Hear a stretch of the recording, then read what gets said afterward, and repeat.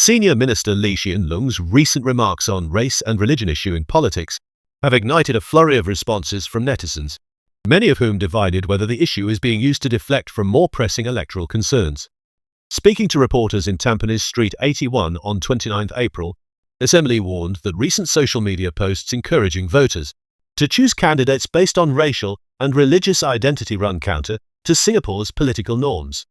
Singaporeans have to understand that, and the games which are being played online, he said, referring to Facebook posts from foreign individuals seeking to influence Singapore's third May general election.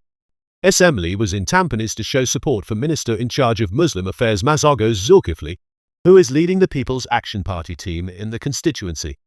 Tampines GRC is currently seeing a rare four-cornered fight involving the Workers' Party, National Solidarity Party, and People's Power Party.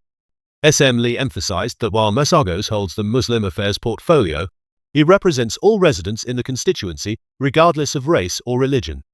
On 25 April, authorities ordered Facebook's parent company, Meta, to block posts from two-party Islam to Malaysia politicians who voiced support for WP Vice Chairman and Tampines GRC candidate Faizal Manap.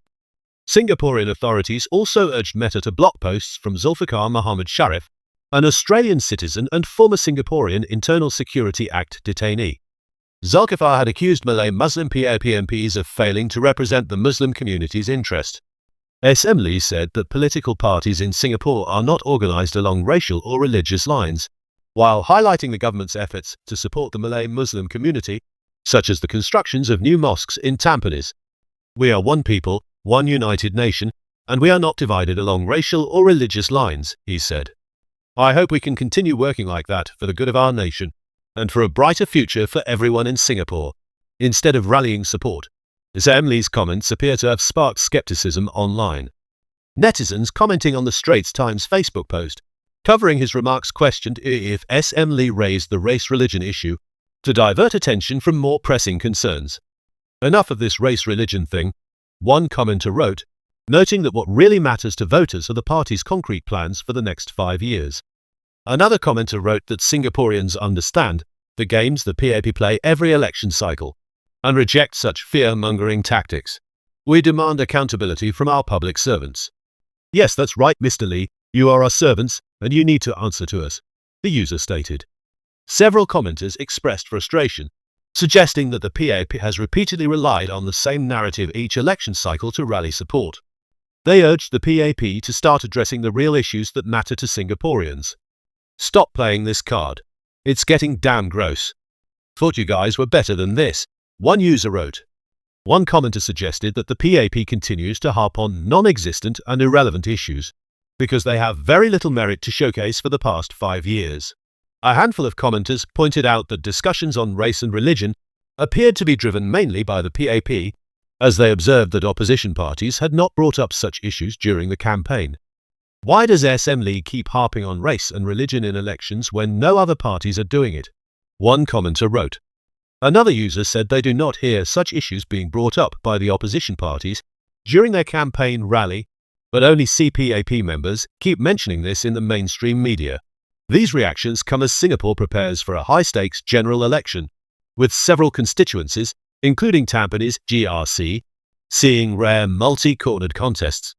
The government has long emphasized Singapore's racial and religious harmony as a foundational pillar.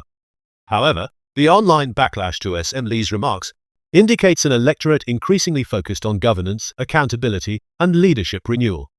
Prominent academic Donald Low has described the tone of Singapore's election campaign as the most depressing moment of the election campaign so far, following Assembly's remarks at a PAP rally on 27 April. During the rally, Assembly recalled the 1997 general election and former Workers' Party candidate Tang Liang Hong, whom he said had stirred Chinese chauvinism sentiments, citing Tang's case while warning about foreign interference and the dangers of race and religion in politics. Assembly noted that the government had gone all out against him. Commenting on the rally speech, Low described Assembly's reference to Tang as ominous at best, suggesting it undermined Prime Minister Lawrence Wong's efforts to foster a more inclusive political environment. He predicted that the PAP would likely intensify warnings about threats to national unity in order to convince voters to support the ruling party. I expect the PAP to follow Assembly's drumbeat in the following days. We can expect more reminders of threats to our unity or cohesion that the opposition parties supposedly aren't alert to, he stated. The message is obvious. Vote PAP if you value safety and security. Tang had contested in Cheng's Sanji RC as part of a 5-member WP team, before being accused by the PAP of being an anti-Christian Chinese chauvinist. Following the election, Tang filed police reports against several PAP leaders alleging false statements and incitement. He subsequently left Singapore for Malaysia and later moved to Australia. In his absence, Tang faced multiple defamation suits brought by PAP leaders, resulting in over 8 million Singapore dollars in damages awarded against him. As Tang did not return to contest the lawsuits or pay the damages, he was eventually declared bankrupt in Singapore.